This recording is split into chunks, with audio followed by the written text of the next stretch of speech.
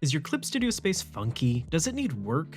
Is it overwhelming? Does it make you not even want to open the program? Well, I've got some help for you today. It turns out it's all customizable. Whether you're a seasoned Photoshop veteran or you're brand new to digital art, I just wanted to make a quick tutorial going over my workspace, why I think it's pretty cool, and the reasons for why I have things set up the way I do. Let's not waste any more time and just jump into it. So whether I'm painting or doing webcomics, everything I do is with this workspace. On the left, I have a navigator menu, which lets me see the entire canvas. This is actually super useful for when I'm drawing really small details and I want to see how it looks on the whole picture without having to zoom in and out again and again. Here, I just have my subtools. For each tool, pencils, brushes, etc. Super important, every single tool has subtools, and these are ways of categorizing your brushes. Keep in mind I've imported a bunch of brushes already from Photoshop and other artists, so mine might look a little bit different than yours, and that's okay. Important to remember, this whole window will change depending on what tool you've selected, such as the pen, the pencil, the brush, etc.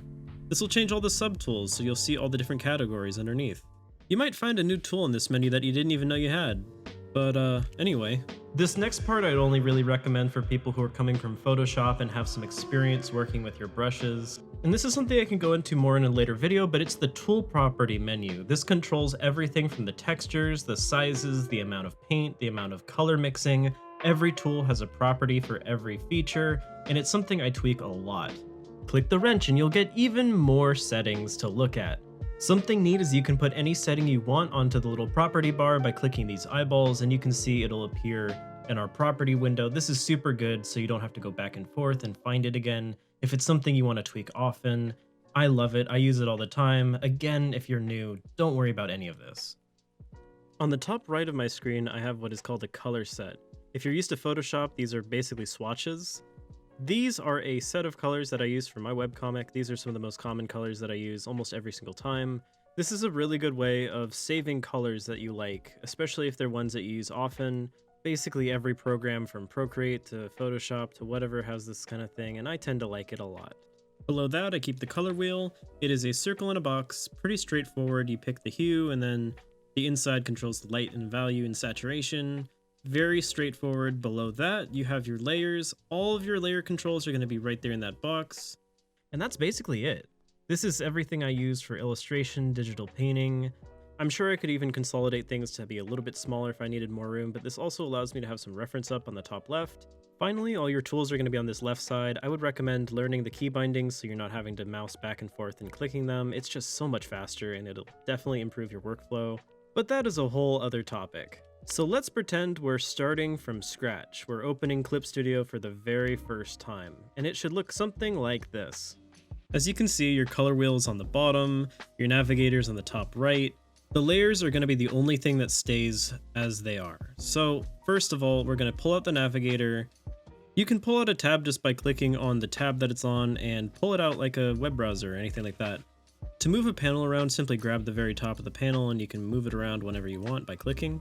Then you might notice there's these little 3 bars. This is just the settings for every single tab, and then you've got minimize and close, so we're going to go ahead and close both of these.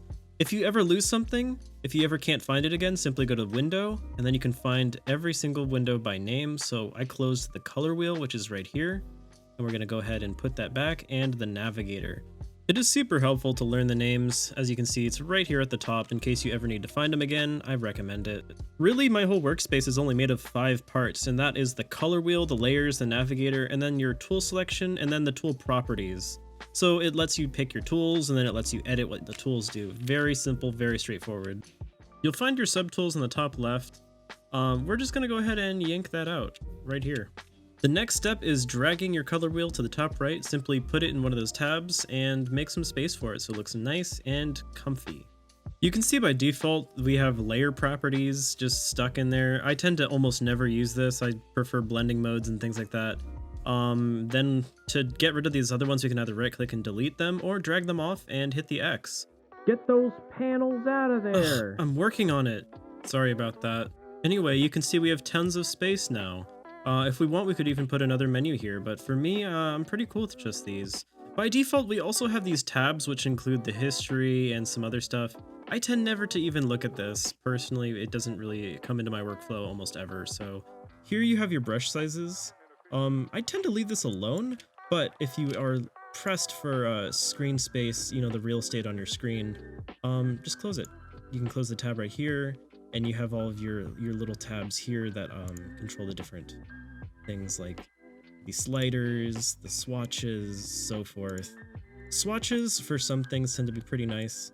I keep mine actually at the top right, so I can just drag it. Oops, I made a little mistake there.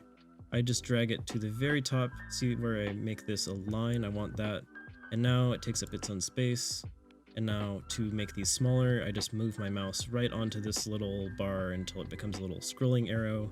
And I move that up until it's a good size. And that looks pretty good to me. So we're basically done. To make this even smaller, I just hit these double arrows and that hides it. And just like that, I have my workspace all set up. This is how I draw almost all the time. I work on webcomics, I paint, and this does pretty much everything I want. If I want more controls, I can go to the subtool details and find everything I want here. And so that's basically how to set up your workspace to look like Photoshop or however you want.